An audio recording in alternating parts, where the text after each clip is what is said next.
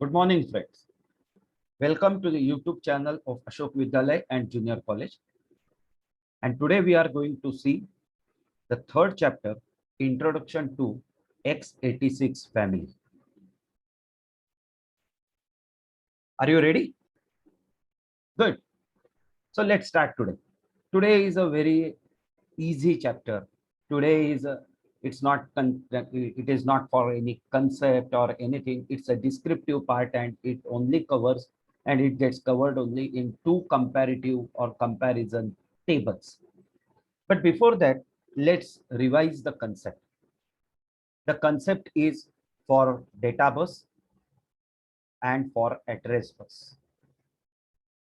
What we have seen in 8085 as the characteristic of the 8085, please tell. Correct. So first thing what we have seen is 8085 has how many bit data bus? 8-bit data bus. Why? Because it can carry at a time only 8 bits. Therefore, the data required to carry is called the cable. The group of cable required to carry the group of bits at a time is called as a bus. So as 8085 has a capability to carry 8 bits at a time, the data bus is of 8 bit, and that's why we say that it is 8-bit microprocessor. What is the meaning of sentence 8-bit microprocessor? Thus, this means that that particular microprocessor is having a capability of carrying, transferring 8 bits at a time. If we say microprocessor is of 4 bits, what does it mean? It means that that particular microprocessor has a capability of carrying 4 bits at a time. Now, what is the relation between the number of bits, the capability of having number of bits to be carried at a time, and the speed? Let's try to understand and revise it once again. We have already discussed this, but let's revise it. This will help you for comparing x86 family. So if we say that one particular microprocessor has a capacity of 4 bits, that is data bus is of 4 bits, means what? At a time, that particular microprocessor will carry only 4 bits. So in one read cycle or in one cycle, how many bits can be read? Only 4 bits. Now, what is byte? Byte is a group of 8 bits. 1, 2, 3, 4, 5, 6, 7, and 8. Let's count. 1, 2, 3, 4, 5, 6, 7, 8. Now, if suppose I want to write or read number 1. Number 1. How 1 will be stored at the machine level language? Will it be stored like 0, 1? No. It will be stored in the form of binary digits like 0, 0, 0, 0, 0, 0, 0, 1. Right? Now, to read this number 1, if microprocessor has a capability to read only 4 bits at a time, how many times microprocessor has to do the read operation? Correct. 2 times. 0, 0, 0, 1 is one time, and again 0, 0, 0, 0 another time. So with this, what will happen? To read number 1, microprocessor has to do the same operation 2 times. Now, instead of that, if I increase the cable, number of cable, 1, 2, 3, 4, 5, 6, 7, 8. Now, how many bits microprocessor can carry at a time? Yes, 8 bits. Now see, this is X microprocessor. It has a capacity of 4 bits. Now this is Y microprocessor developed. It has capacity of 8 bits. Now the same 0, 1 number is given to this microprocessor. What will happen? Yes. Now this microprocessor can read the number 01 in how many cycles? Correct. One cycle, because all these 8 bits will be read or will be accessed at a time in one cycle. So now with this, what will happen? As the number of cycles get reduced, what will happen? The speed will increase. The speed will increase. And that's why the evaluation of microprocessor are based on the one of the basic point is number of bits that can be executed or that can be read or write at a time.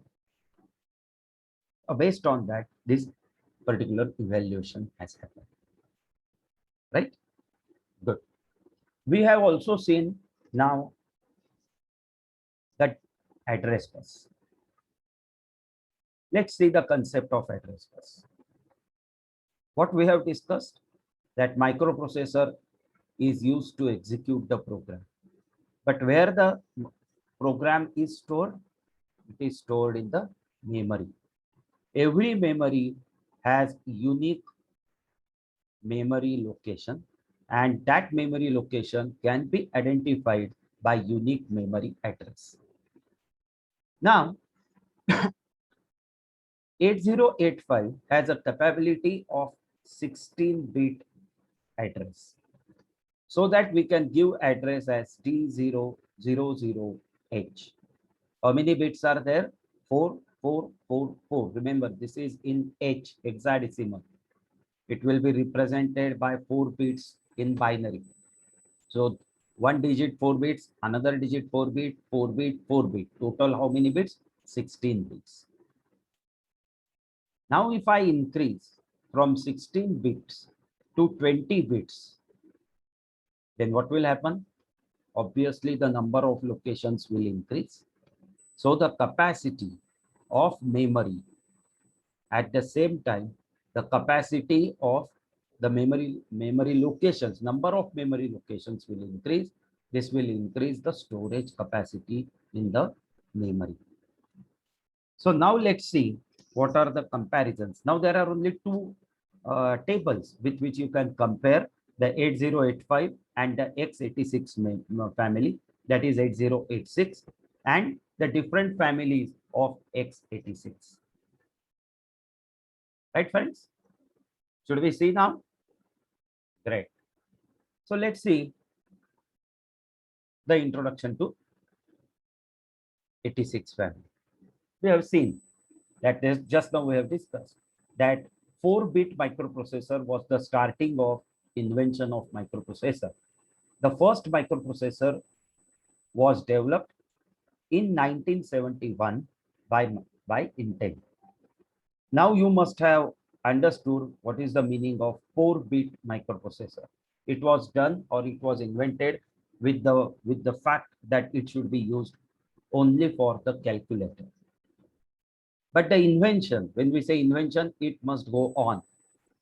And therefore, Intel continued the development. And in 1978, Intel introduced 8086 and 8088. After that, IBM PC has come up with PC XT based on 8088. So Intel is a microprocessor, IBM is the PC company. IBM used that particular microprocessor 8088 and came up with PC XT personal computers. Then Intel started this family by means of advanced version such as 80286, 386, 486. In our old days, it was the advanced version of computer, that is PC XT and PC AT, extended technology and advanced technology. So these 286, 386, 486 were from his family x86, because it was based with 86 and 88. This development continued till today with Pentium, Pentium 2, Celeron, and the latest one. So this family 80286, 386, 486, Pentium, Pentium 2, 4, all these microprocessors are from the family of x86. Right, students? Very good. So now, why these developments must have happened? Because of the improvement in the number of bits that can be accessed simultaneously. So if you see that the development of microprocessors are based on following objectives. Which are these objectives? Let's see. First is increase the memory address capacity. We have discussed that if the memory address capacity is increased, how it will be increased? It can be increased by increasing number of bits that can be addressed or that can be accessed by address bus. So instead of 16 bits, if we make 20 bits, so 4 bits are increased. So it's not only the 4 bits, it's in the power of 2. So the increment is in the power of 2, and that's why a lot of memory locations are available with which the memory can be increased.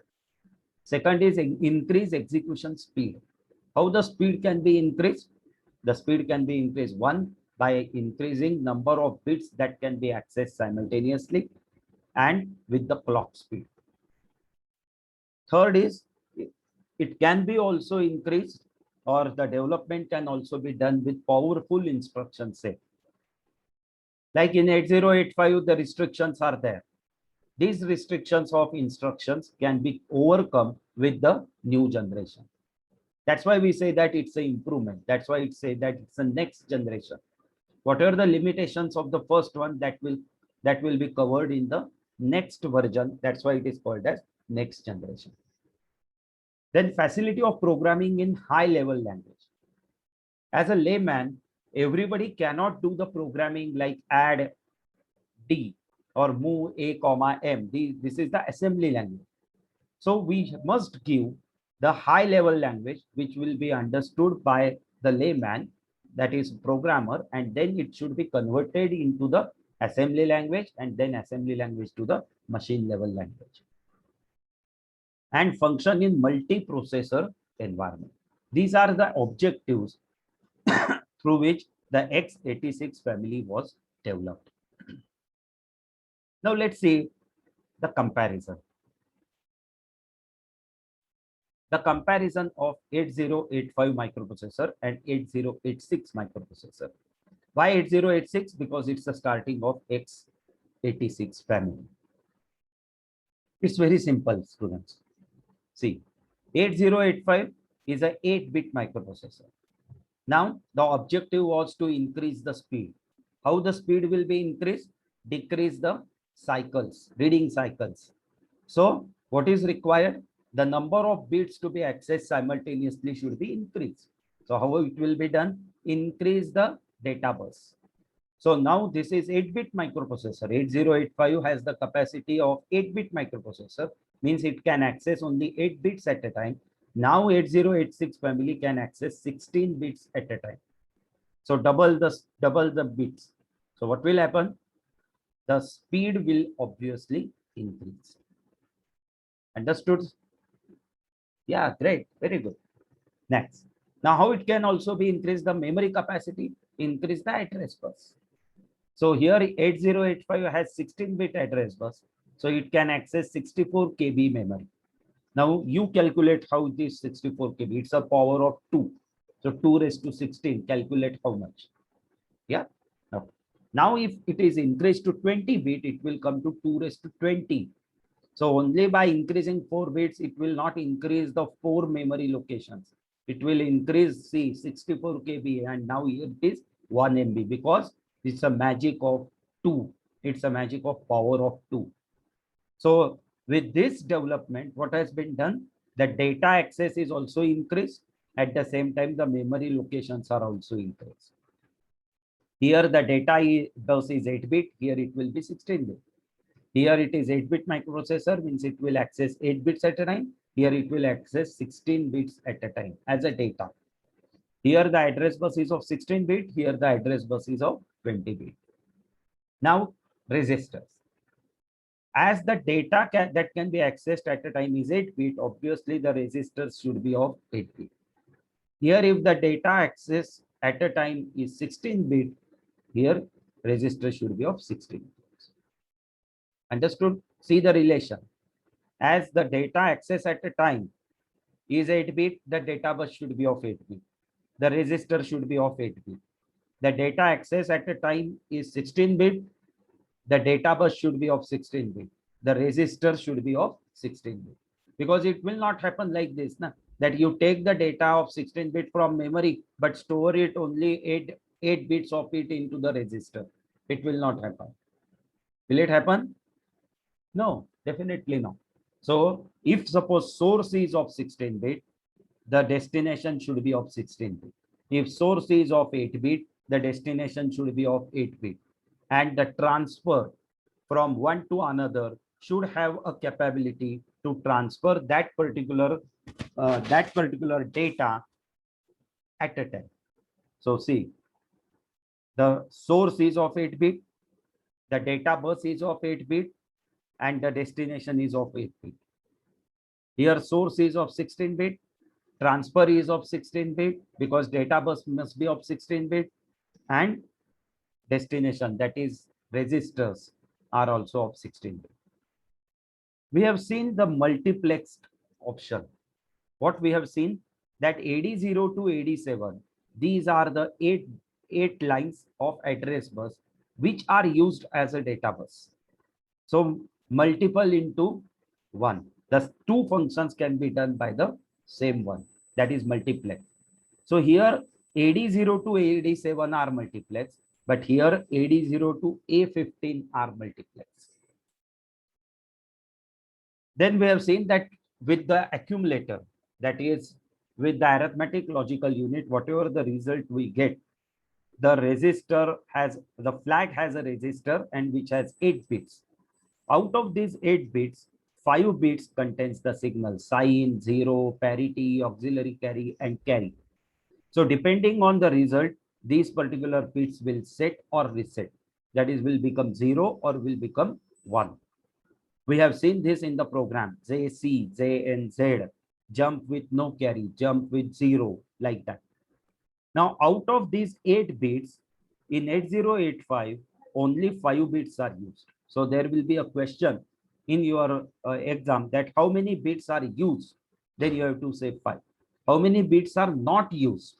So if you see 8 bits are there, out of which 5 bits are used, means how many bits are not used?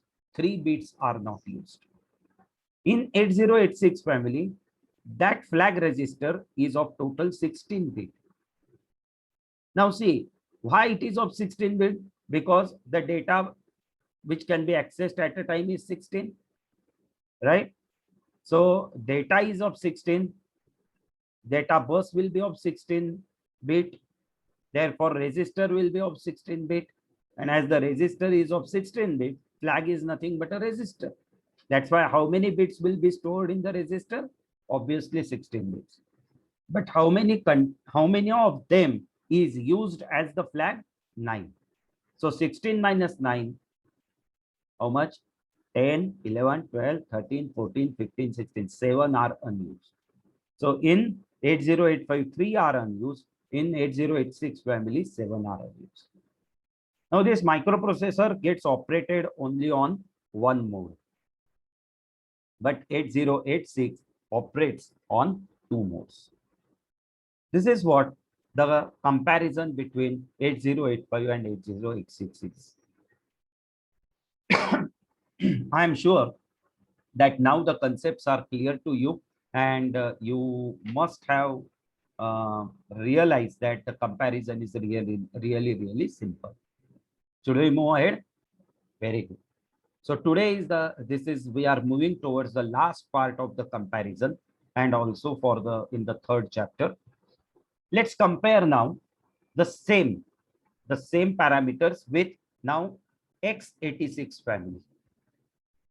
We have compared up till now 8085 and 8086. Now compare the family 8086, 286, 386, 486, and Pentium. So first is an introduction, when it was introduced. 8086 was introduced in 1978.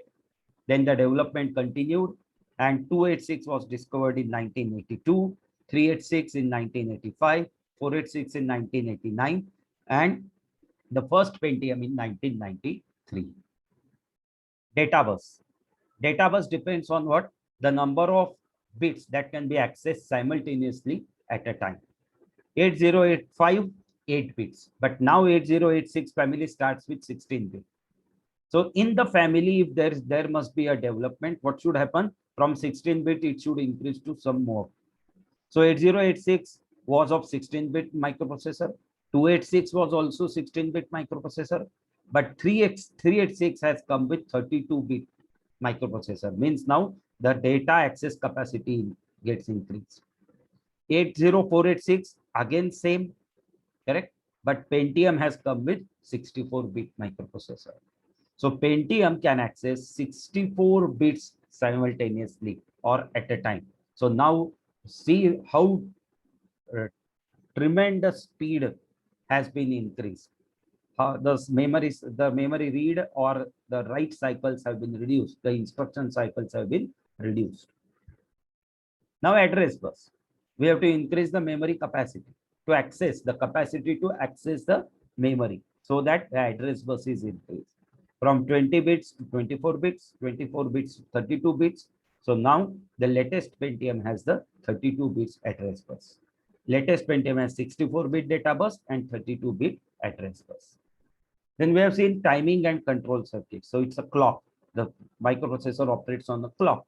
So that particular megahertz speed was 5 to 10 megahertz in 86. In 286, the speed gets increased 6 to 20, 386, 16 to 33, 486, 25 to 66, and Pentium 60 to 233 megahertz. So with this also, operating speed also, the speed gets increased. Then memory capacity. Here it will be 1 MB. Here it is 16 MB. Here it is 4 GB, 4 GB, and 4 GB. Clear? Depends on this bits. Correct? Try to understand this 2 raised to 20, 2 raised to 24, 2 raised to 32 bits. That is this calculation. It's a power of 2 game. Right? Very good. Then memory management. It's external, but in 486 and Pentium, it is internal. Now, when it is collaborated by IBM, IBM has come up with the series of PC, personal computer. So personal computer with 86 microprocessor is XT, extended technology. And personal computer with 286, 386, 486, and Pentium, it is called as AT, that is advanced technology. There was one function which has been done, that is introduced with the math coprocessor, and that is external, but in Pentium and 486 it is internal. So now if you see this table, you will come up with all the major points of comparison which you can write in the exam related to any family of x86. You can also go with the read the textbook, but the gist and the main comparison has been covered in this particular session. So friends, I hope this will be very helpful to you. Please visit YouTube channel of Ashok Vidyalaya and Junior College. I have also uploaded all the practicals plus chapter 1, chapter 2, and now today's session as a chapter 3. Go on reading the textbook, go on visiting this particular lecture, and if there is any query, we will definitely meet again virtually to solve your queries. Thank you, friends. Have a good day.